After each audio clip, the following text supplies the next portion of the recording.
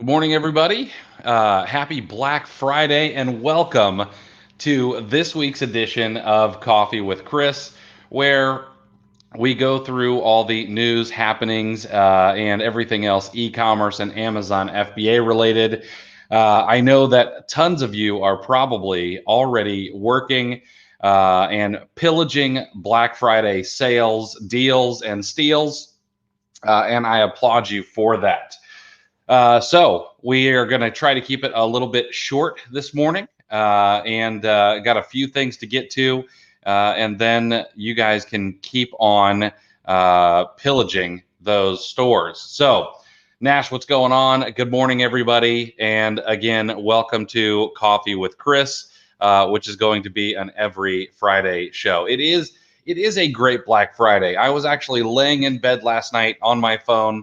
And I found, 4 or 5 different flippable deals from some stores without the power of a computer or software or anything like that. So this Black Friday, not only are regular stores having sales, but above this video or below this video, depending on where you're watching it, there are some incredible deals that Nate McAllister and myself put together. We decided to go full bore and put 50% off on everything. That includes the OA Challenge replays that you can get into, IP Alert, Storefront Stalker Pro, Tactical Arbitrage Academy. So if you're in the market for a tax deduction as well as some learning or some software, make sure to check out those links either above or below this video.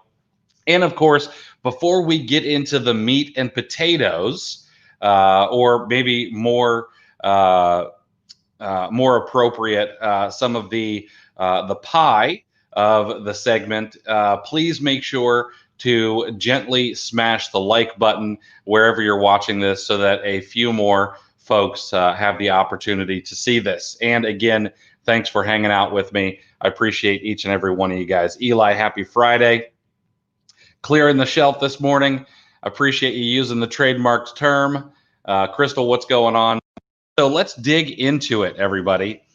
The very first thing, and of course, everyone talked about this, was the massive outage that happened with Seller Central. It was the cause was an AWS outage, an Amazon Web Service outage. It was massive. It didn't just affect Amazon sellers. It also took down a good swath of the inner tubes, and there were other sites affected as well. But of course, we care about Seller Central and the fact that it screwed up a bunch of things that we needed to do as sellers. And of course, Amazon said that they were working on it as quickly as they could. There were rumors of a storm at a center. I don't know if those rumors were true or not, but I did hear them. And then this morning, Amazon came out with a note that the technical issues have been resolved, and you should start seeing orders in your account if they are there. They do ask that you get those shipped ASAP, and they said that they will be mitigating any impacts on your account health. So that is a positive thing. That is good news. Amazon is going to do the right thing there. And of course, you may end up having to open up a case or two. So don't be afraid to do that. Jessica, what's going on? Good morning, and happy belated Thanksgiving to you as well, and anybody else who I didn't get to wish happy Thanksgiving to. Now, the next piece of news that I found to be interesting is how well resellers have done with both PS5s and Xboxes. And I want to give you a little bit of information I found really fascinating.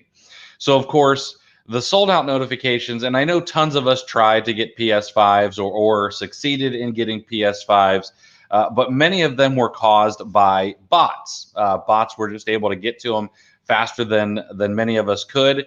And of course, that flooded the eBay marketplace with resellers who had PS5s. eBay tallied 97,300 PS5 listings, and 38,500 Xbox Series X and S listings on its platform during the period that ended November the 18th. Okay. Now, the platform sold 55,000 PS5s and 27,500 Xbox S and S devices during the same time frame. So that's a ton. There's a ton that are unsold there, and I'm sure that they will sell as we get closer to the holiday season. But then I happened to find another article. Here it is. I happened to find another article that a UK based scalper group, of course, they're not getting any love from the media, says it has no regrets over allegedly reselling almost 3,500 PS5 consoles for profit this month. The group, known as Crep Chief Notify, is a company that has thousands of paid members. They charge €29.99 or about $40. And it says that their members have sold around 2,472 PS5s this month. The group was actually even running Facebook advertisements, encouraging people to sign up so that they could resell consoles for an instant profit. And on their Facebook group, they claim that their users have made more than £2 million or €2 million in profit to date. And a lot of that has been in the sneaker and sportswear category, flipping things to StockX and things like that. But they of course they didn't get a lot of good press coverage. However, I'm not against people using bots. You've got to be able to use leverage, and if other people are doing it and you want to get your hands on things, sometimes that's what you have to do. Let's see here. What do I think about using bots for reselling? So, I mean, I would prefer that everybody goes in and does things, the old-fashioned way. However, while I say that, I also am a proponent of leveraging software and automation in your business, whether it's bookkeeping or outsourcing or leveraging things like tactical arbitrage and Storefront Stalker Pro and all the other things that you can do to automate your business. It's just one of the things that's going to happen as technology gets better and better. Bots are going to be there. Now, they're going to be at the highest profit items, or the items that people want the most, rather than the unsexy things. So I don't necessarily think that having a bot is going to be a way to guarantee an income, because I think that you can build a business foundation much better on a foundation of unsexy products that sell on a regular basis. However, if you want to flip those high churn items, I would imagine that getting a bot is going to be something that you're gonna have to do whenever a new console comes out, or a pair of sneakers come out, et cetera, and so on. So it's just another tool in your business that you're gonna have to leverage. Let's see here. Wow, PS5. Yeah, PS5s. Good morning, Marianne. All right. So some good news on the horizon. A retail trade group believes that holiday sales are going to be incredibly strong. Now, we've seen an incredible growth of e-commerce and Amazon FBA over the past 8-9 months. And the National Retail Federation, which is the nation's largest retail trade group, expects that holiday sales could actually exceed growth seen in prior seasons. Now, that's not a hard call to make. We pretty much say that every single year. But of course, there are some extra reasons this year. A lot of folks are staying home. A lot of folks don't want to go out into the stores. And they also are saying that jobs and wages are increasing. We're seeing a recovery. Energy costs have been lower, reduced spending on personal services, travel, and entertainment has freed up money for retail spending. So they expect that the sales for November and December will increase between 3.6 and 5.2% over 2019 to a total ranging between 755.3 billion and 767.7 billion. Now, we should dig a little bit deeper because we also need to talk about online and other non-store sales, which is kind of our wheelhouse. Now, they expect those numbers to increase between 20 and 30% this year. 20 and 30% increase in internet and non-store retail sales. And they believe that number will be between 202.5 billion and 218.4 billion, which would eclipse last year's total of $168.7 billion, which, in a regular year, you might see 10% as people get more and more used to spending money online. But in the odd year that 2020 has been, seeing a 20 to 30% increase, I think is going to be huge. Now, a little bit more Amazon news. I heard this from a few folks in my VIP group, and it is being verified by more and more people, but a large number of cleaning products on the Amazon platform were removed, reinstated, withdrawn, and then put back again. And when they were removed, they were actually showing as an account health violation. But when they are reinstated, it seems that the dashboard is being adjusted and that account health mark is being taken back. So that's good. If you happen to sell a lot of cleaning products or it is in your portfolio of inventory, make sure that you're keeping an eye out for that. And then the other thing is that it seems that merchant fulfilled sellers are winning the buy box more and more. Now, I don't really think this is news. However, I think that it is important. If you have not gotten a merchant fulfilled strategy ready to go, I might even stop Black Friday shopping and figure out what your MF strategy is for the rest of the year and maybe into the new year, as I believe that, and as I've said over and over again, merchant fulfilling is going to be the way to go for at least the rest of the year. I came across an article that I found interesting, and I wanted to share it. It is about Jeff Bezos. Whether you love him, hate him, or don't really care about him, we have to admit that he is either A, incredibly smart, or B, incredibly lucky. And I would probably argue that it's the former. But he has a quote out there. They actually have a book that is kind of all of his writings and sayings and things like that. And what struck me is his quote that says, "If the size of your failures isn't growing, you're not going to be inventing at a size that can actually move the needle." And I found that really fascinating because I find that a lot of folks in the Amazon space are probably fairly risk averse. And I don't think that as entrepreneurs, we can necessarily be risk averse. We may not have a healthy appetite for risk, but we cannot be totally risk averse as entrepreneurs. And Bezos goes on to point out that there are two different kinds of failure. There's experimental failure, and that's the kind of failure that you should be happy with. These are the bold bets that either move the needle or involve a public faceplant. And he goes on to note things like his Fire phone as a good example. But then there's also operational failure.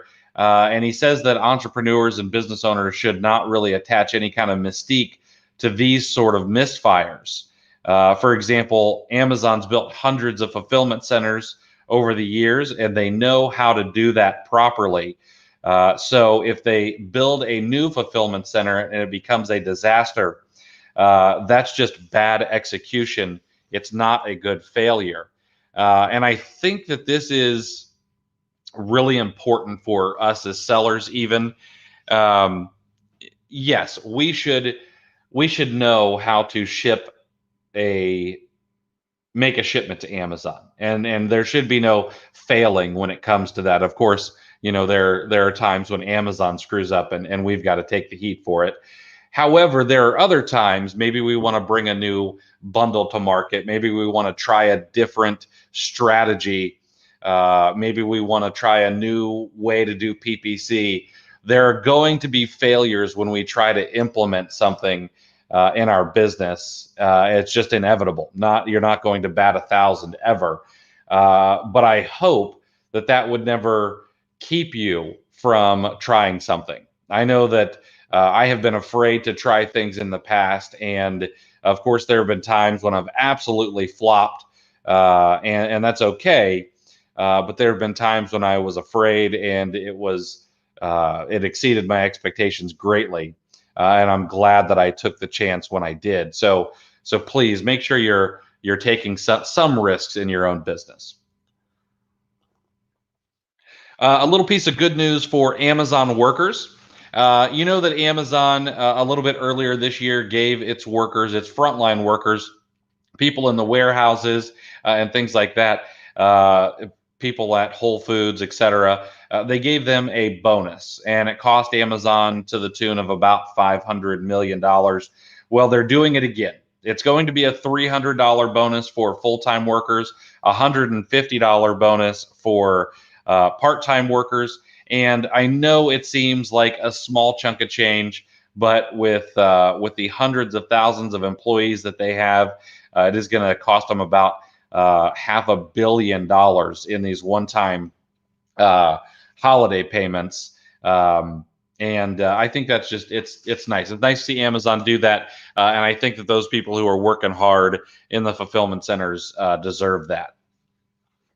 Now let's get on to the a little bit more about the fulfillment side. I found a couple of articles that I find very fascinating. Number one, Amazon is pushing holiday shoppers to get their orders delivered to some of its brick and mortar retail locations. Amazon highlighted its network of contactless pickup points, referred to as Amazon Hub, as an alternative delivery location for holiday orders. Hub locations are those self-service kiosks, as well as manned pickup counters located inside or near local shops, as well as in residential apartment buildings. I've seen these at Friends apartment complexes here in Florida. I've also seen them outside of several 7-Elevens. They're also, you can do pickups at places like GNC and a few other places. They say that online sales this holiday season they're expecting spikes of 33%. We talked about 20 to 30% increases to a record 189 billion, and that's according to Adobe Analytics. And of course, Amazon knows that the last mile delivery is the most expensive part, and it's also the hardest to scale, as there's only so much that can be done there. So they are trying to push people to grab some items from local pickups, which is interesting. Now, in that same vein, FedEx and UPS are seeing a delivery van shortage amidst this e-commerce rush. FedEx and UPS are both running into the shortage of delivery vans, while there's been a record surge in the volume of packages. They added that demand is creating shortages even in the rental market.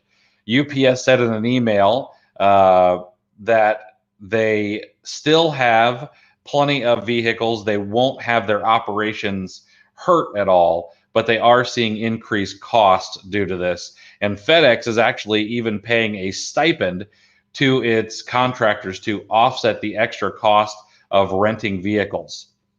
Another company called Merchants Fleet, which works to gather vehicles and rent them out to logistics and delivery providers, said that if there's a cargo van out there, they're trying to buy it.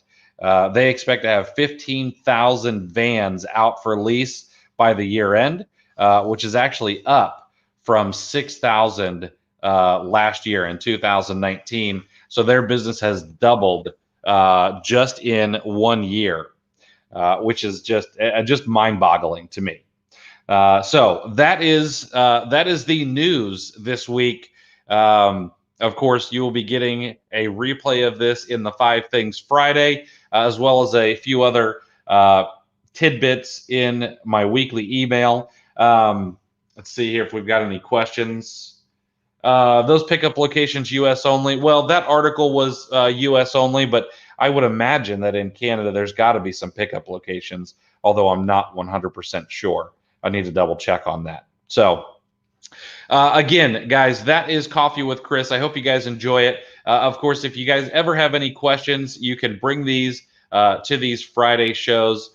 Be more than happy to spend some time answering questions and talking with you guys as a community, as I think you guys are the bee's knees. So with that, guys, we're going to call it. I know that everyone's got a busy Black Friday of shopping and pillaging. And before you go, please make sure to smash the like button for the respective algorithms on Facebook and the YouTubes. I would greatly appreciate it. Hit the subscribe button. And if you are looking for a Black Friday discount on any of the tools that I offer, they are above or below this video. And I will see you guys next Friday at 9:30 a.m. for another round of Coffee with Chris. Hope everybody had a great Thanksgiving. Have a great weekend. And I hope you guys absolutely crush this Black Friday and Cyber Monday weekend. Have a great one, guys.